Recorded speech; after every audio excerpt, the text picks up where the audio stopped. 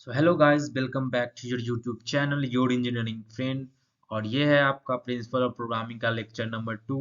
और आज के इस लेक्चर में हम डिस्कस करने वाले हैं वो टॉपिक्स हैं: impact of machine architectures, virtual computers and binding times, then introduction to four main programming paradigms: procedural, object oriented, functional, logic and rule based. जैसा कि हमने लेक्चर नंबर 1 में इसके बारे में थोड़ा सा पढ़ा था कि procedural, object oriented, functional programming language क्या होता है। तो अगर हमारे लेक्चर नंबर 1 को नहीं देखा है अभी तक, तो अभी जाके हमारे लेक्चर नंबर 1 से शुरुआत करें, और जिससे कि आपको इस टॉपिक्स को आगे के टॉपिक्स को समझने में आसानी होगी। तो चलिए स्टार्ट करते हैं इस लेक्चर को। आज का फर्स्ट टॉपिक है इम्पैक्ट ऑफ मशीन आर्किटेक्चर। इसमें हम एक मशीन आर्किटेक्चर को देखने वाले हैं और उसके ऑपरेशंस को जानने वाले हैं। तो सबसे पहले, जैसा कि आपको स्क्रीन पे एक फिगर दिख रहा होगा, जिसमें एक बेसिकली मशीन के जितने भी प्रोसेस हैं, जो एक मशीन जिस प्रोसेस को कंप्लीट करता है वो प्रोसेस हमने दिखाया होगा। जिसमें कि आपको फर्स्ट ब्लॉक, जहाँ पे आपको एक इनपुट डिवाइस दिख रहा होगा, देन आपको एक बीच में सीपीयू दिख रहा होगा, देन आउटपुट डिवाइस है। तो सबसे किसी भी मशीन आर्किटेक्चर को समझने के लिए सबसे पहले उसमें कुछ इनपुट्स को देना पड़ता है। दैट मीन्स जो भी इनपुट्स हम लोग देंगे मशीन्स को, वो in the form of input device के फॉर्म में जाएगा। लाइक हम उसे इनपुट या तो माउस से दे सकते हैं, कीबोर्ड से दे सकते हैं।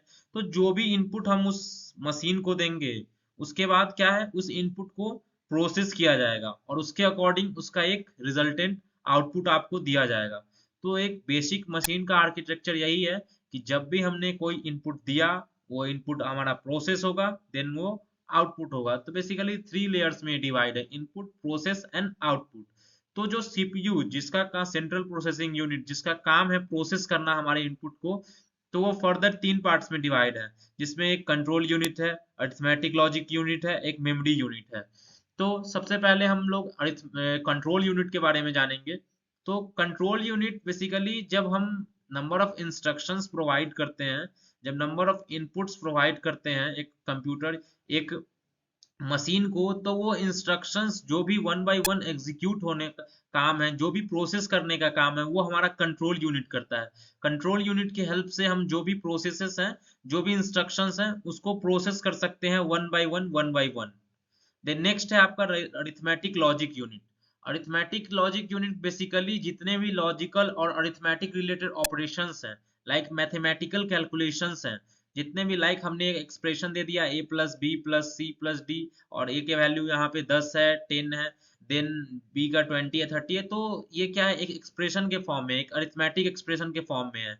तो यहाँ पे क्या हो रहा है, एक मैथमेटिकल रिलेटेड कैलकुलेशन को परफॉर्म कर रहे हैं।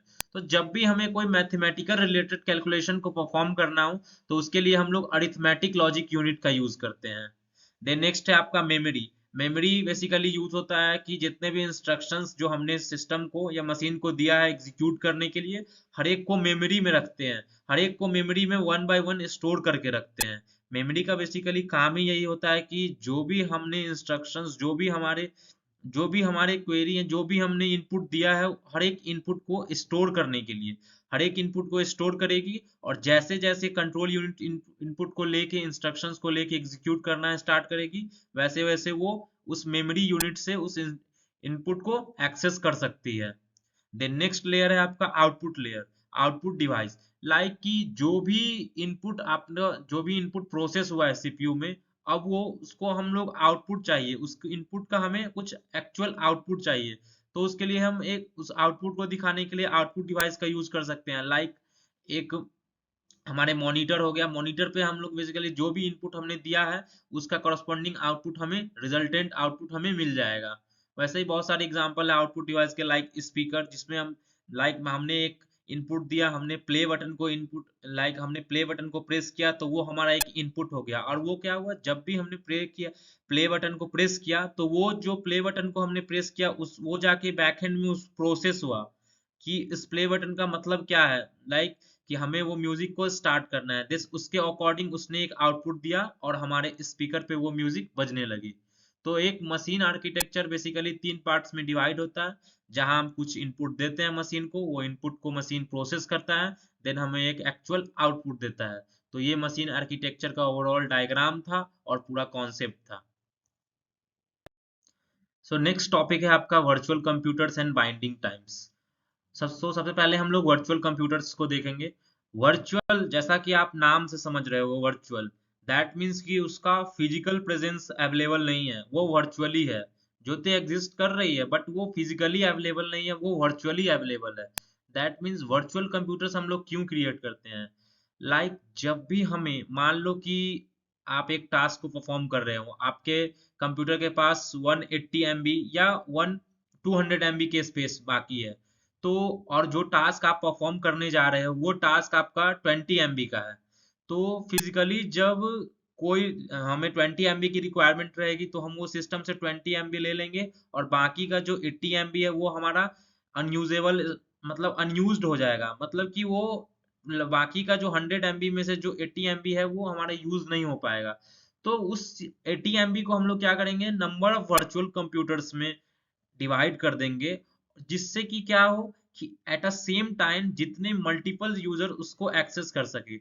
अगर एक वो फिजिकल डिवाइस रहा तो at a time one user उसको एक्सेस कर पाएगा, बट जब हमने इसे वर्चुअली डिवाइड कर दिया, वर्चुअली क्रिएट कर दिया मल्टीपल वर्चुअल कंप्यूटर्स में, तो क्या होगा इस टाइम में कि जो भी हमारा 80 MB का स्पेस है वो 40 MB के दो स्पेस में, दो वर्चुअल कंप्यूटर्स में डिवाइड हो जाएंगी, और जिससे कि यूजर के number of maximum number of users की रिक्वायरमेंट को हम लोग कंप्लीट कर सकते हैं, मैक्सिमम नंबर ऑफ यूजर के रिक्वायरमेंट को फुलफिल कर सकते हैं।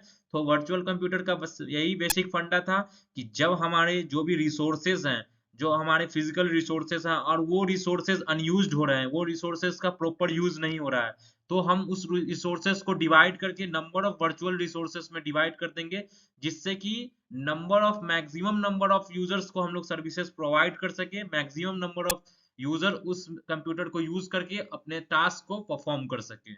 देन नेक्स्ट है आपका binding time. Binding time basically क्या होता है? बाइंडिंग, जैसा आप नाम समझ रहे होगे, बाइंड करना किसी भी चीज को। लाइक जब भी हमने लैंग्वेज कोड लिखा है, प्रोग्रामिंग लैंग्वेजेस क्रिएट किया, तो उसमें हम बहुत सारे फंक्शंस डिक्लेयर करते हैं, वेरिएबल डिक्लेयर करते हैं, हर एक फंक्शन का नाम, हर एक क्लास का नाम, वेरिएबल का नाम। तो हर एक का क्या है कि उसका नाम उसके साथ एसोसिएट करते हैं, हर एक का नाम डिक्लेयर करते हैं, तो इसी को हम लोग बाइंडिंग करते हैं बेसिकली। जब हम किसी क्लास को, किसी फंक्शन को या किसी भी प्रोग्रामिंग किसी भी एलिमेंट को स्पेसिफाई करते हो, तो जब भी हमें उस जो भी नेम स्पेसिफाई कर रहे हैं, जो भी वैल्यू इसके साथ स्पेसिफाई कर रहे हैं, उसे हम लोग उस वैल्यू को बाइंड कर रहे हैं एक दूसरे के साथ, और जितने टाइम के लिए कर रहे हैं उसे हम लोग बाइंडिंग टाइम कहते हैं। फॉर एग्जाम्पल, एक बेसिक एग्जाम्पल लेना चाहूंगा। A = 10 हमने डिक्लेयर किया, देन A = 10 की जब रिक्वायरमेंट हमें कंप्लीट हो गई, देन उसी वेरिएबल को हमने A = 20 डिफाइन कर दिया। दैट मीन्स क्या हुआ कि A = 10 का जो बाइंडिंग टाइम था 10 वैल्यू के साथ, वो बस कुछ अमाउंट ऑफ टाइम के लिए था। बट वही जब हमने A = 20 स्पेसिफाई कर दिया, अब क्या होगा, वो उस बाइंडिंग टाइम को स्विच करके दूसरे बार जब हम A = 20 स्पेसिफाई कर रहे हैं उसमें स्विच हो जाएगा। अब क्या होगा कि A = 20 के साथ, 20 वैल्यू के साथ जो इसका बाइंडिंग टाइम होगा वो अलग होगा। वैसे ही जब हमने फंक्शन, मान लो कि एडिशन का प्रोग्राम है, तो एडिशन का हमने एक फंक्शन क्रिएट किया, तो यहाँ पे क्या हो रहा है कि जो एडिशन है, एडिशन का जो फंक्शन है उसके अंदर जो हमने पैरामीटर्स, हमने इंटीजर ए डिफाइन कर दिया, इंटीजर बी डिफाइन कर दिया, तो यहाँ पे क्या हो रहा है कि जो फंक्शन का नाम है उसके साथ जो पैरामीटर्स है वो बाइंड हो रहे हैं। दैट मीन्स कि वो एसोसिएट हो रहे हैं।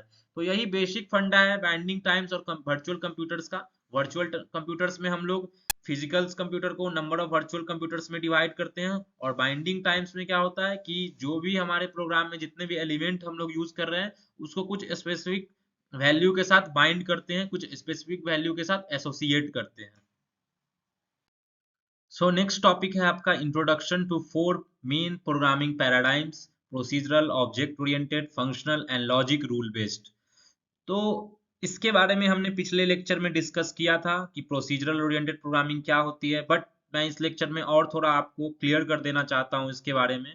सबसे पहला है आपका procedural oriented programming. Procedural oriented programming basically use होता है जब हम एक बड़े प्रोग्राम को number of procedures, number of छोटे छोटे task, number of small task में डिवाइड करते हैं, तो उसे हम लोग प्रोसीजर्स बोलते हैं। कि कोई भी कॉम्प्लेक्स टास्क या डिफिकल्ट टास्क है उसे हम लोग छोटे छोटे टास्क में डिवाइड कर सकते हैं और उस टास्क को इंडिपेंडेंटली एग्जीक्यूट कर सकते हैं। इंडिपेंडेंटली जब एग्जीक्यूट करेंगे इन टास्क को तो क्या होगा कि जो जिस टास्क की पहले रिक्वायरमेंट होगी एज अ प्रायोरिटी के हिसाब से वो प्रोसीजर पहले एग्जीक्यूट हो जाएगा और जिसकी रिक्वायरमेंट बाद में होगी उसको हम लोग बाद में एग्जीक्यूट कर सकते हैं। तो प्रोसीजरल ओरिएंटेड प्रोग्रामिंग का बेस्ट एग्जांपल है सी प्रोग्रामिंग लैंग्वेजेस में जब भी हमें एक कॉम्प्लेक्स टास्क मिलता था उसे हम लोग डिवाइड कर लेते थे, उसे हम लोग नंबर ऑफ स्ट्रक्चर्स का यूज करके, यूनियंस का यूज करके हम लोग क्या करते थे, टास्क को स्पेसिफाई कर देते थे नंबर ऑफ ब्लॉक्स में और उसके अकॉर्डिंग उस पे जो भी ऑपरेशंस हो वो परफॉर्म करके उसका रिजल्टेंट आउटपुट ले लेते थे। तो प्रोसीजरल ओरिएंटेड प्रोग्रामिंग का बेसिक यही फंडा है कि जब भी हमें कोई लार्ज टास्क को परफॉर्म करना है तो उसके लिए हम उस टास्क को डिवाइड कर देंगे नंबर ऑफ सब टास्क में, जिसे हम लोग प्रोसीजर्स बोलते हैं। उसके बाद वो प्रोसीजर एग्जीक्यूट होके हमें एक रिजल्टेंट आउटपुट दे देगा। देन नेक्स्ट है आपका functional programming languages. Functional programming language same आपकी प्रोसीजरल प्रोग्रामिंग लैंग्वेज के तरह होती है, बस इसमें एक डिफरेंस क्या है कि जो भी फंक्शनल प्रोग्रामिंग लैंग्वेज है वो उस टास्क को, जो छोटे टास्क को डिवाइड कर, जो छोटे टास्क को वो परफॉर्म कर रहा है उसके बाद वो स्पेसिफिक एक वैल्यू को रिटर्न करेगा, एक रिजल्ट को रिटर्न करेगा। बट प्रोसीजर ओरिएंटेड प्रोग्रामिंग में क्या होता था कि जो भी टास्क हम लोग एग्जीक्यूट करते थे वो नंबर ऑफ प्रोसीजर एग्जीक्यूट हो जाने के बाद एट अ लास्ट टाइम में जब हमें आउटपुट चाहिए होता, सब टास्क का जो रिजल्ट होता था लास्ट में स्टोर होके हमें रिटर्न होता था। बट फंक्शनल प्रोग्रामिंग में क्या हो रहा है कि जो भी टास्क प्रोग्राम जिस समय टास्क परफॉर्म हो रहा है उसी तरह वो एग्जैक्टली उसी टाइम में हमें रिटर्न कर रहा है वो वैल्यू को, जिससे कि मान लो कि हमें जो टास्क पहले परफॉर्म करना है और उसका आउटपुट पहले ही चाहिए तो उसे हम आसानी से अचीव कर सकते हैं। और फंक्शनल प्रोग्रामिंग का एक और सबसे बड़ा बेनिफिट है कि इसे कोड रियूएबिलिटी के लिए यूज करते हैं, कि जहां पे हम लोग सेम लाइन को, कोड को बार बार हमारे प्रोग्राम में एग्जीक्यूट करना है, बार बार उसका यूज करना है, तो हम लोग फंक्शनल प्रोग्रामिंग को यूज करते हैं। तो इसके लिए बस हम लोग जिस फंक्शन को डिक्लेयर करते हैं उसके नाम के साथ हमें उसे कॉल करना होता है, जहां पे हमें उस कोड, मान लो कि 1000 लाइन का कोड है आपके पास, तो हमें जहां जिसकी रिक्वायरमेंट होगी वहां पे हमने उसे कॉल कर लिया और उसने उस जो भी हमने रिक्वेस्ट दिया उसको प्रोसेस करके उसका रिजल्टेंट आउटपुट हमें दे दिया। फंक्शनल प्रोग्रामिंग बहुत सारे लैंग्वेजेस में यूज होते हैं, लाइक सी प्लस प्लस, जावा, पाइथन, सब में हम लोग फंक्शंस क्रिएट करते हैं और हमारे छोटे छोटे टास्क को एग्जीक्यूट करके हम अपने डिजायर आउटपुट तक पहुंचते हैं। सो नेक्स्ट टॉपिक है object oriented programming. Object oriented programming का नाम सुनते ही आपके दिमाग में आ जाता होगा बहुत सारे प्रोग्रामिंग लैंग्वेजेस के नाम, like Java, Python, C plus plus. ये जितने भी प्रोग्रामिंग लैंग्वेजेस हैं इससे रिलेटेड वो ऑब्जेक्ट ओरिएंटेड प्रोग्रामिंग लैंग्वेज को यूज करके प्रोग्राम को स्ट्रक्चर और प्रोग्राम को यूज करके प्रोग्राम को लिखते हैं। इसमें बेसिकली ऑब्जेक्ट ओरिएंटेड प्रोग्रामिंग में सबसे ज्यादा फोकस किया गया है क्लास एंड ऑब्जेक्ट्स पे, जिसमें हम लोग एक क्लास क्रिएट करते हैं। क्लास बेसिकली हमारे कलेक्शंस होता है, ग्रुप होता है डेटा मेंबर्स का और मेंबर फंक्शंस का, और जो भी डेटा मेंबर्स और मेंबर फंक्शन जो इस क्लास में स्पेसिफाई हैं उन्हें एक्सेस करने के लिए हम एक उसका ऑब्जेक्ट क्रिएट करते हैं, लाइक उसका एक रेफरेंस क्रिएट करते हैं जिसकी हेल्प से हम उसके अंदर के जितने भी मेथड्स और जितने भी डेटा मेंबर्स हैं उसे एक्सेस कर सके। और ऐसे ही ऑब्जेक्ट ओरिएंटेड प्रोग्रामिंग के बहुत सारे फीचर्स हैं, like encapsulation, data abstraction, then data hiding, then inheritance, polymorphism. तो हर एक टॉपिक्स को हम लोग आगे के लेक्चर्स में देखने वाले हैं, क्योंकि आगे के जो लेक्चर्स हैं वो आपके प्रोग्रामिंग के रिलेटेड है, जावा प्रोग्रामिंग लैंग्वेजेस के बारे में आपको उसमें जानना है। तो उन सभी टॉपिक्स में हम लोग हर एक उप्स के फीचर्स को डिस्कस कर लेंगे और उसके रिगार्डिंग जितने भी क्वेरी होंगी उसको सॉल्व करके इस कॉन्सेप्ट को क्लियर करेंगे। तो ऑब्जेक्ट ओरिएंटेड प्रोग्रामिंग का बस यही मतलब है कि जो भी ऑब्जेक्ट ओरिएंटेड प्रोग्रामिंग है, जो भी टास्क हमें परफॉर्म करना है वो टास्क टोटली हमारा ऑब्जेक्ट पे डिपेंड होगा। That's it. देन नेक्स्ट है आपका logic and rule based programming. जब भी हमें कोई ऐसा टास्क को परफॉर्म करना है, जो मान लो कि हमारे पास 1000 लाइन का कोड है और उस कोड में 10 टास्क परफॉर्म हो रहे हैं, तो वो 10 टास्क क्या है, एक दूसरे से सिमिलर है, सेम लॉजिक अप्लाई हो रहा है यहाँ से, सेम लॉजिक यहाँ पे अप्लाई हो रहा है, जिसमें कि वही same logic different different task को परफॉर्म करने के लिए अप्लाई हो रहा है, तो उसके लिए हम लोग logic and rule based programming का यूज करेंगे, जिसमें कि हमने एक लॉजिक, सबसे पहले हम एक लॉजिक स्पेसिफाई कर देंगे फर्स्ट प्रॉब्लम स्टेटमेंट में, और उसी प्रॉब्लम स्टेटमेंट का लॉजिक को फॉलो करके बाकी के जो 9 प्रॉब्लम स्टेटमेंट होंगे वो एग्जीक्यूट करेंगे। फॉर एग्जाम्पल, इवन ऑड का एग्जाम्पल मैं दे देना चाहूंगा यहाँ पे, कि लाइक मान लो कि हमारे पास एक नंबर है, उसे हमें चेक करना है कि वो इवन है या ऑड है, तो उसमें हमें 10 नंबर को चेक करना है। तो 10 नंबर को चेक करने के लिए हम लोग को 10 बार उसे इवन ऑड लॉजिक को क्रिएट करना होगा। तो 10 बार ना क्रिएट करके हम लोगों ने क्या किया, उसी लॉजिक को आगे एक्सटेंड करके उसके बेसिस पे हमने 10 का आउटपुट ले लिया, और rule and logic and rule based programming का यूज करके एक डिजायर्ड आउटपुट हमने अचीव कर लिया। सो गाइज, आज के इस लेक्चर में हमने बहुत सारे टॉपिक्स को कवर किया। लाइक हमने मशीन आर्किटेक्चर को समझा, उसका ओवरऑल एग्जीक्यूशन समझा कि कैसे एक मशीन हमारे इनपुट को लेती है, उस पर प्रोसेस करती है और आपको एक करस्पॉन्डिंग आउटपुट देती है। देन हमने वर्चुअल कंप्यूटर्स को समझा एंड बाइंडिंग टाइम्स को समझा। देन हमने different types of programming paradigms को देखा, और जितने भी आपको कॉन्सेप्ट रिलेटेड थे इससे मैंने हर एक कॉन्सेप्ट को उसके डेप्थ में जाके आपको समझाने की कोशिश की।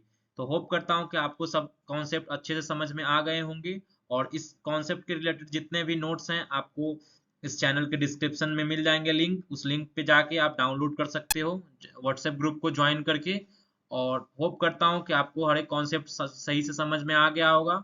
सो thank you for watching this video. Bye bye, take care.